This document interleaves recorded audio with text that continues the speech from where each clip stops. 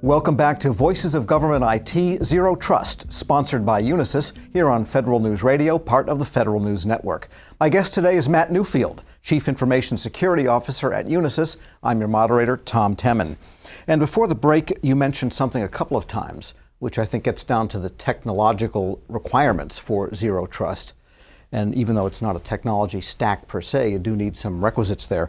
And one of them was micro-segmentation. Explain that and how it plays into the modern approach to cyber. So really what you're trying to do, we talk about Zero Trust, we talk about knowing your network, knowing your environment, knowing what's supposed to communicate to what. That's really at the core of what micro-segmentation is. It's limiting your east-west access to those things that only need to talk about or to talk. And one of the easiest ways to describe it is if you have a normal organization, you may have an HR group, you may have a finance group, you may have a legal group. The people in HR generally don't need access to any assets associated with legal, and legal generally doesn't need any access to those assets that are part of finance. And it's really trying to limit those environments so that if you do have a situation where something in HR gets infected or there's a compromise, its ability to spread through your organization is minimized.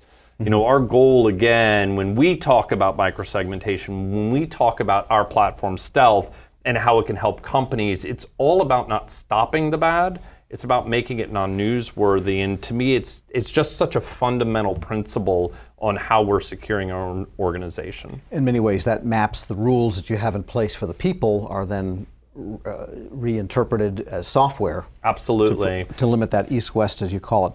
But what about the issue of administrative credentials? If the malware gets those, then the administrators can get to all the systems.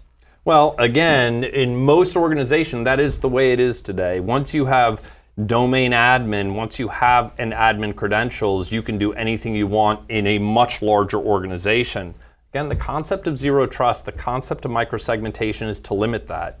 If I have administrative credentials for an environment, we can continually monitor what those credentials are being used for. And if something is against policy, you can remove those credentials. You could limit them to a segment so that certain credentials are not across the entirety of your organization. You can really try to limit it so if those credentials are compromised, you don't run into that scenario. And I think one of the other basic things we see, and it always makes me raise an eyebrow, is for some reason, credentials for a lot of agencies and organizations that have the most access and the most power also have the least controls. They may put a long password on it, but I see all the time system credentials and domain admin credentials set to never expire, which to me is very interesting because if I do compromise those credentials in any way and I sit dormant for 9 months, that means those credentials are still good, and I don't understand why. And one last thing about that I think is even more key. Admin credentials as simple username and password is a fundamental flaw. Multi-factor authentication is a must in an organization, especially for credentials with higher capabilities, so that it has to be, you know, one of those 4 things: what I know, who I am, where I am, what I'm accessing. You've got to be able to have multiple. So soft token, hard token, geofencing, whatever you think is appropriate for your organization, you have to have a secondary in there. And once that admin is in, then there are still limits on what it can do. For example, it can't, say, browse files in individual personnel files, but it can go in and defragmentize a disk. Absolutely, or it could do a backup, or it could, you know, do an installation, but to your point, it shouldn't be able to jump from being having the ability to do domain work to getting into an encrypted database just because they have that level of access. And that gets to the idea of continuous monitoring, because those activities have to be monitored. So how, in a zero trust building type of system, do you understand what you have to monitor continuously? So there's a lot to monitor. I mean, obviously one of the biggest problems in the cyber world today, or even in the IT world, if you look at the influx of logs, if you look at the influx capabilities that we have to see what's going on and pull that together. A lot of people call that the SIM of the world. You don't have data lakes anymore. The joke has become these are data oceans, right? These are data planets. They're so big and there's so much information. And that's where your comment earlier really comes into play. It's about machine learning and artificial intelligence to be able to make sense of that information, because we as humans can only absorb so much information and make decisions on that data set.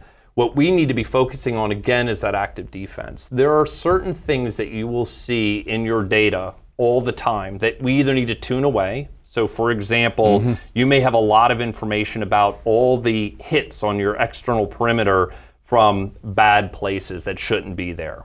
Okay, is that newsworthy information that I need to focus on today, or do I segment that off and allow some of our tier 3 researchers to do work on that later? And do I focus on the things that I think are more fundamental?